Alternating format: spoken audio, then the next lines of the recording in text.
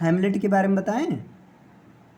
हाँ, हैमलेट कब लिखा गया था, कब पब्लिश हो गई था? हैमलेट लिखा गया 1699 ईस्वी से 1601 ईस्वी के बीच में लिखा गया। अरे सॉरी, गलत बात। 1599 ईस्वी से 1601 ईस्वी के बीच में लिखा गया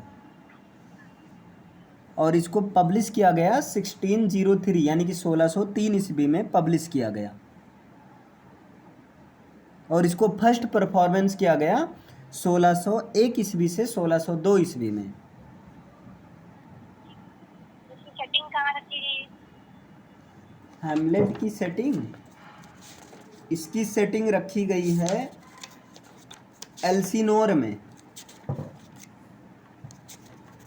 जेनरा क्या है इसका? और इसका जेनरा है ट्रेजेडी है। इसमें एक्ट कितने हैं? इसमें 5 एक्ट हैं। और इसकी कोई खास बात? और इसमें जैसे 5वें एक्ट का नाम है ग्रेव डिगर सीन और तीसरे एक्ट का नाम है प्रेयर सीन। इसको लॉन्गेस्ट प्ले ऑफ, हाँ, longest longest play of the William Shakespeare की है द टेम्पेस्ट है। इसमें कितने वर्ड्स हैं? द टेम्पेस्ट में कितने वर्ड्स हैं? लॉन्गेस्ट प्ले इसी में है, हैमलेट में।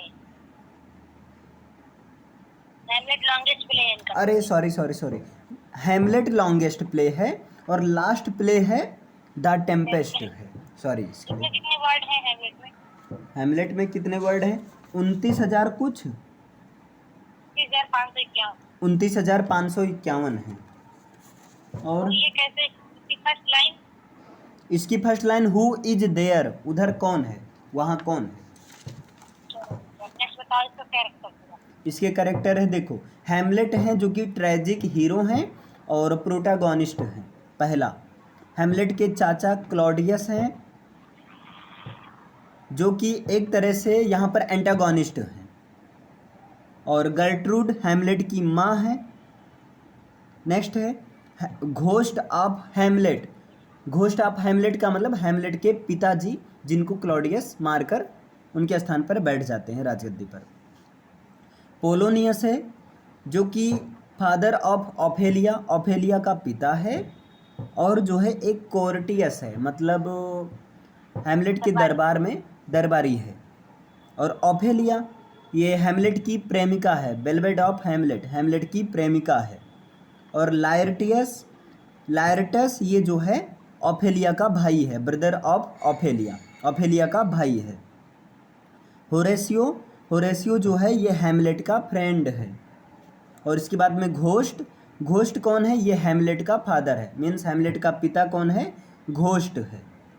इसके बाद में डेनमार्क के प्रेजेंट किंग क्लॉडियस हैं, लेकिन इसके पहले जो थे वो ये थे कौन? हैमलेट के पिता थे जिनको किंग हैमलेट के नाम से यहाँ पर जाना गया है। मतलब इस हैमलेट प्ले में किंग हैमलेट का मतलब घोस्ट ऑफ हैमलेट्स फादर। और हैमलेट के 2 पुराने दोस्त हैं, रोजन क्रैंड्ज और गिल्ड्स मैन। और हैमलेट का एक दोस्त है जो कि बहुत ज़्यादा फेथफुल होता है, होरेसियो है ना। और ऑफेलिया का भाई लायरटेस है। और यहाँ पर नॉर्वे का किंग है फोर्टिन ब्रास और उनके बेटे को प्रिंस फोर्टिन ब्रास बोला जाता है। क्लियर? और इसमें एक और है, 2 ग्रेव डिगर है, मतलब 2 ग्रेव डिगर, मतलब उसको खोदने वाले हैं, जो ग्रेव को खोदते हैं ना, वो है। गुड। नेक्स्ट बताइए टेम्पेस्ट, टेम्पेस्ट के बारे में बताइए। हाँ, टेम्पेस्ट जो है पहला नंबर तो विलियम शेक्सपियर की ये लास्ट प्ले में कंसीडर किया जाता है ना। और टेम्पेस्ट को लिखा गया 1610 ईस्वी से 1611 ईस्वी के बीच में और टेम्पेस्ट पब्लिश हुआ 1611 ईस्वी में। मतलब टेम्पेस्ट विलियम शेक्सपियर ने लिखा है और टेम्पेस्ट को कब लिखा गया? 1610 से 11 में और पब्लिश कब हुआ? 1611 में।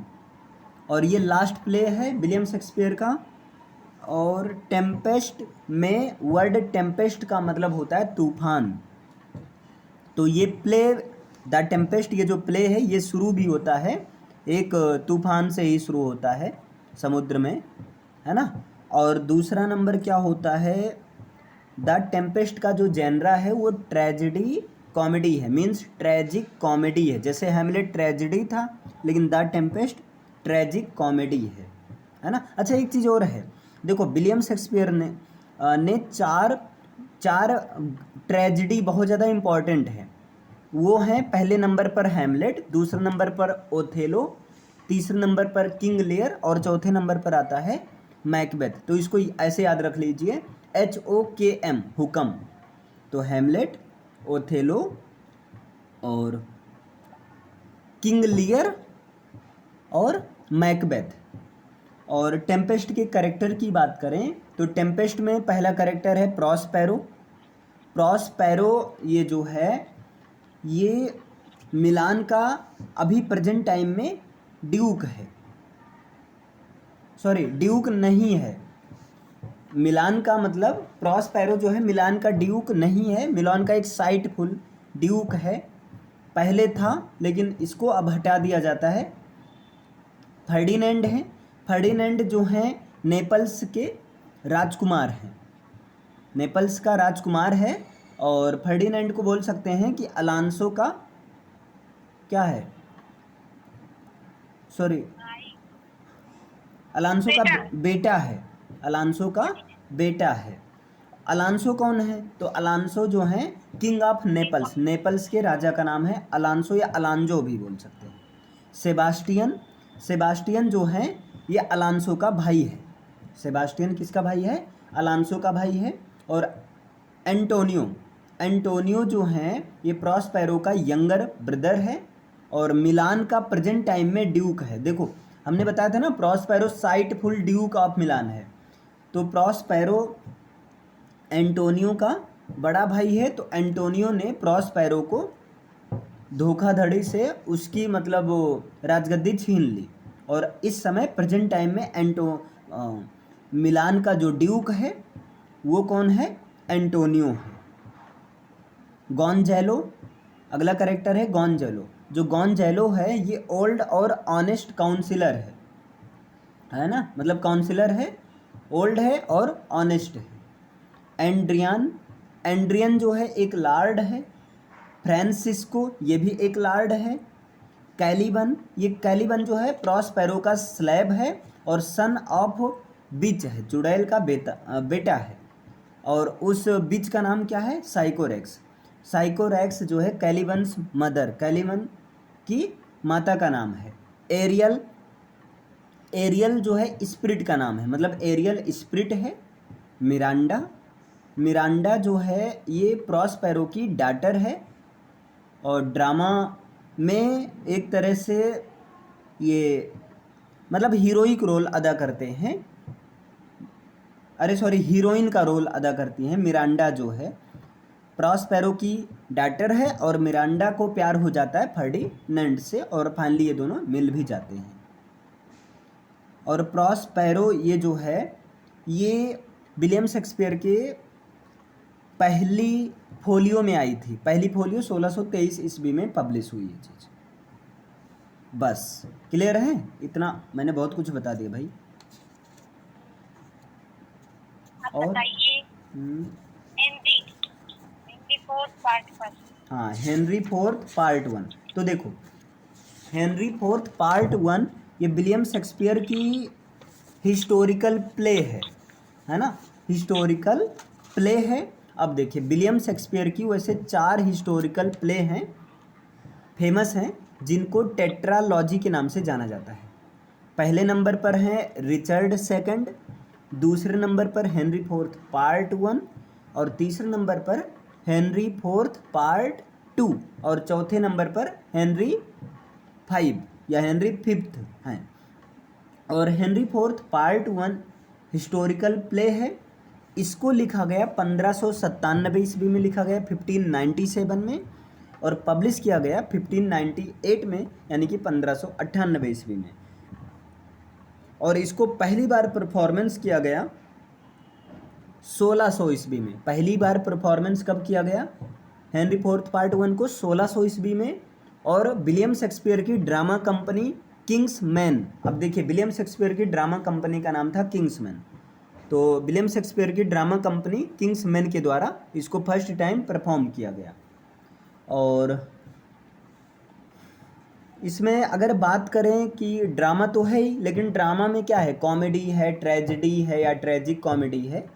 तो अगर देखें तो ड्रामा में ये एक क्या मान सकते हैं, ट्रेजिक कॉमेडी मान सकते हैं, वैसे हिस्टोरिकल प्ले है ना, ट्रेजिक कॉमेडी ही होगी, क्योंकि ट्रेजिक एंड होता है लेकिन पहले तो मजाक ही रहता है पूरा हर चीज़।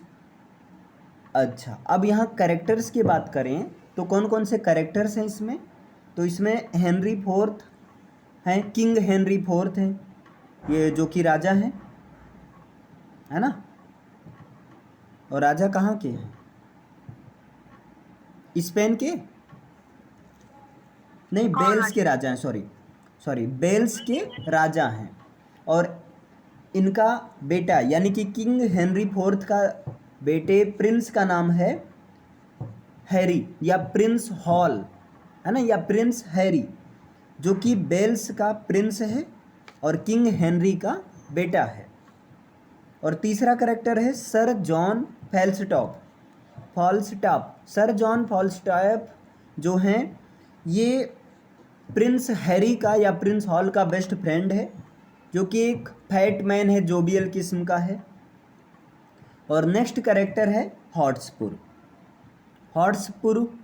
जिसको पर्सी के नाम से जाना जाता है। हॉट्सपुर पर्सी फैमिली से बिलोंग करता है। और इसके बाद का कैरेक्टर है अर्ल ऑफ वेस्टमॉरलैंड। इसके बाद लॉर्ड जॉन ऑफ लैंकेस्टर, फिर सर वाल्टर ब्लंट हैं, और इसके बाद हैं थॉमस पर्सी जो कि अर्ल ऑफ वारचेस्टर है, थॉमस पर्सी अर्ल ऑफ वारचेस्टर हैं। फिर हेनरी पर्सी जो कि अर्ल ऑफ नॉर्थम्बरलैंड है, हेनरी पर्सी जो हैं अर्ल ऑफ नॉर्थम्बरलैंड है। और एडमंड मॉर्टिमर, इनको अर्ल ऑफ मार्च कहा जाता है। और ओवेन ग्लेंडोवर हैं। और आर्चिबेल्ड अर्ल ऑफ डॉगलस, आर्चिबेल्ड हैं जिनको अर्ल ऑफ डॉगलस कहते हैं। सर रिचर्ड वर्मन हैं। और the arc bishop of York हैं। नीड पॉइंट्स ये एनदर क्रिमिनल है, फ्रेंड ऑफ प्रिंस हॉल के दूसरे क्रिमिनल फ्रेंड हैं। पॉइंट्स बारडोल्फ पीटो। और नेक्स्ट कैरेक्टर है गैडसिल। नेक्स्ट कैरेक्टर है मिस्ट्रेस क्विकली। तो देखिए वैसे यहाँ मेजर माइनर सारे कैरेक्टर को लिखा गया है, इसलिए थोड़ा ज़्यादा लग रहा होगा। मैसेंजर है, श्रूसबरी फील्ड है जिसमें युद्ध होता है। टावर्न है जिसमें ये लोग दारू शराब पीते हैं। ट्रैवलर्स हैं, ट्रैवलर्स को ये लोग लूटते हैं, है ना।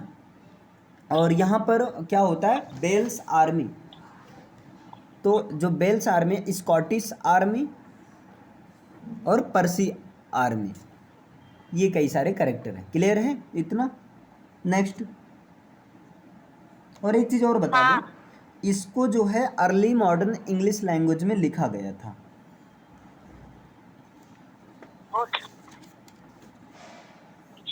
एक चीज़ और सुनिए इसके बारे में, हेनरी फोर्थ पार्ट वन जो है ये श्रूसबरी के फील्ड में जैसे युद्ध हुआ था, लेकिन 1403 ईस्वी के बीच में हुआ था। मतलब ये थोड़ा बैकग्राउंड हिस्ट्री पर बेस्ड है ना, तो वही थोड़ा लंबी है। वैसे ये जो मैंने लास्ट में बताया बकवास है, रहने दो। आगे नेक्स्ट पूछिए। अब नेक्स्ट सारे प्लेस खत्म हो चुके हैं। अब बचा एस्से, क्रिटिसिज्म। अच्छा, प्रीफेस टू शेक्सपियर। देखो प्रीफेस टू शेक्सपियर की बात करें तो इसको 1765 ईस्वी में पब्लिश करवाया गया। अब लिखा गया ये चीज़ नहीं पता है, लेकिन हाँ प्रीफेस टू शेक्सपियर को सैमुअल जॉनसन ने लिखा। प्रीफेस टू शेक्सपियर एक जो है क्रिटिकल एस्से है, और सैमुअल जॉनसन ने विलियम शेक्सपियर के ऊपर 9 साल काम किया और उसके बाद में इन्होंने इसको लिखा। और यद्यपि father of criticism father of criticism का फादर जॉन ड्राइडन को कहा जाता है, लेकिन डॉक्टर सैमुअल जॉनसन के समय में इनसे बड़ा क्रिटिक कोई नहीं था, इसलिए इनको बहुत ज़्यादा पॉपुलैरिटी मिली। और इन्होंने विलियम शेक्सपियर के ऊपर 9 साल लगा दिया था इनके प्ले आदि को पढ़ने में, और तब जाकर इन्होंने प्रीफेस टू शेक्सपियर के नाम से प्ले लिखा। और इस तरह से जब इन्होंने प्रीफेस टू शेक्सपियर का प्ले लिखा तो ओवरऑल शेक्सपियर को 3 भाग में इन्होंने डिवाइड कर दिया। शेक्सपियर की सारी प्लेज को या प्रीफेस टू शेक्सपियर को 3 पार्ट में डिवाइड किया। शेक्सपियर्स जनरल नेचर यानी कि एक्सीलेंसी, शेक्सपियर्स फॉल्ट यानी कि मिस्टेक, और 3 यूनिटीज। 3 यूनिटीज में आता है टाइम, प्लेस और एक्शन। और विलियम शेक्सपियर कौन सी यूनिटीज का केवल यूज किए? ये केवल एक्शन वाली यूनिटी यानी कि यूनिटी ऑफ एक्शन का यूज किए। इनके लिए टाइम और प्लेस बहुत खास मायने नहीं रहता था, क्योंकि ये मानते थे कि कोई प्ले किस टाइम पर हो रहा है, किस प्लेस पर हो रहा है, ये मायने नहीं रखता। मायने ये रखता है कि एक्शन क्या है, क्योंकि भाई कहीं भी होगा टाइम प्लेस तो वही रहेगा ना, लेकिन एक्शन क्या है, मतलब थोड़ा सी ये चीज़ ऐसे है। और जॉनसन जो है नियो क्लासिकल क्रिटिक और राइटर थे, जबकि विलियम शेक्सपियर जो हैं ये क्लासिकल राइटर माने जाते हैं। और जॉनसन के समय में कौन सा एज चल रहा था? तो ऑगस्टिन एज चल रहा था। और जॉनसन बताए कि क्यों मैं कह रहा हूँ कि ये बहुत अच्छी है, क्योंकि जॉनसन के अनुसार कोई भी प्ले तब अच्छा माना जाता है, अच्छा या ख़राब है, इसका 3 बातों पर डिसाइड किया जा सकता है। एक तो पहले ये देखो क्या वो लंबे समय तक पढ़े जाने के लिए एलिजिबल है कि नहीं, लंबे समय तक चलता है कि नहीं। और दूसरा ये देखिए क्या वो समय के साथ धीरे धीरे उसकी पॉपुलैरिटी ग्रो हो रही है कि नहीं। और तीसरा ये देखिए क्या उसके कंपेयर में कोई अदर वर्क आ रहे हैं जो कि उससे भी परफेक्ट हों। अगर नहीं आ रहे हैं तो स्वाभाविक है कि वो तो अच्छा ही है। इतना तो मोटा मोटा बता दिया मैंने। नेक्स्ट। हाँ, सोनेट। देखो अगर सोनेट की बात करें तो विलियम शेक्सपियर को एज अ सोनेटियर माना जाता है। और विलियम शेक्सपियर ने कुल मिलाकर 154 सोनेट लिखा था, यानी कि 154 सोनेट इन्होंने लिखा। और रही बात सोनेट की बात करें तो सोनेट एक पोएटिक फॉर्म में, पोएम के फॉर्म में लिखा जाता है, जो कि 14 लाइन का होता है। शेक्सपियरियन सोनेट की बात करें तो शेक्सपियरियन सोनेट 3 क्वार्ट्रेन और 1 कपलेट में डिवाइड रहता है ना।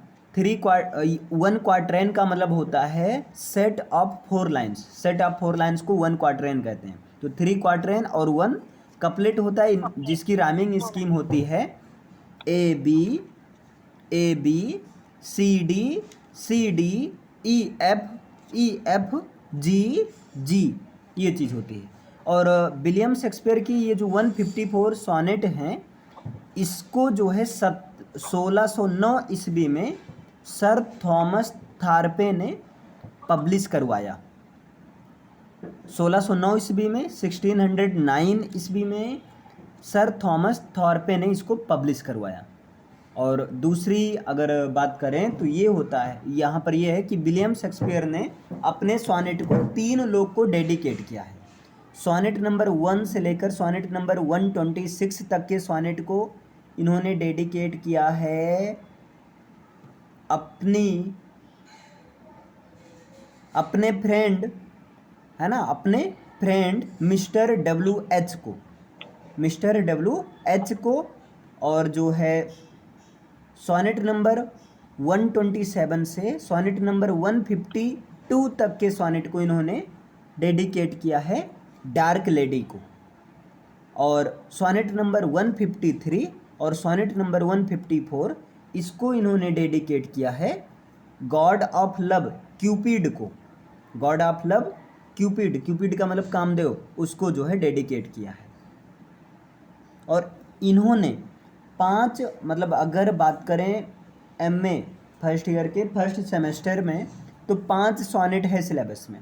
Sonnet number 3, sonnet number 18, sonnet number 50, sonnet number 100 और सोनेट नंबर कौन सा 129। अब देखिए सोनेट में एक खास ही बात ये होती है कि सोनेट की पहली लाइन ही एज अ टाइटल यूज किया जाता है। जैसे सोनेट 3 का टाइटल क्या है, look in the glass and tell the face be west. Sonnet number 3 का टाइटल क्या है, look in the glass and tell the face be west. और सोनेट नंबर 18 का टाइटल नेम है shall I compare thee to a summer's day, shall I compare thee to a summer's day. Sonnet number 50 का title name है heavy do I journey on the way. Sonnet number 100 का title name है where art thou muse. Sonnet number 129 का title name है the expense of spirit in a shame. मोटा मोटा बात करें तो सोनेट नंबर 3 में विलियम शेक्सपियर ने एक मतलब अपने फ्रेंड से बात करते हुए उनको ये कहते हैं कि तुम अपने आप को चेहरे में देखो और अपने आप से बोलो कि अब तुम्हें ज़रूरत है कि तुमको शादी कर लेनी चाहिए, अपनी जैसे एक बच्चे पैदा करना चाहिए जो तुम्हारे वंश को बनाए रखेंगे। सोनेट नंबर 18 में अपने फ्रेंड को ये कहते हैं कि मैं तुम्हारी तुलना क्या गर्मी के एक दिन से करूं, तुम तो उससे भी ज़्यादा टेम्परेट हो, है ना। और सोनेट नंबर 50 में ये बताते हैं कि अपने जब फ्रेंड से दूर होते हैं तब ये कहते हैं कि ये जर्नी, रास्ते वाली जर्नी कितनी भारी पड़ जा रही है आने में, यानी कि जब कोई जैसे किसी के पास मिलने जाता है तो तब तो कोई देरी नहीं हो, लेकिन जब बिछुड़ता है तो ऐसे जाते समय उसकी हालत ख़राब जाती है। तो वही नाम भी है how do I journey on the वे, ये जो मैं रास्ते में जर्नी कर रहा हूँ कितनी भारी भारी लग रही है, पूरी नहीं हो रही है। और द एक्सपेंस, सोनेट नंबर 129 में the expense of spirit in a same, इन्होंने कुल मिलाकर जैसे एक सेक्स के बारे में बात किया है ना, कि लोगों के अंदर किस तरह से ये लोगों को बर्बाद कर देती है, तो इसके बारे में इन्होंने बात किया है। क्लियर।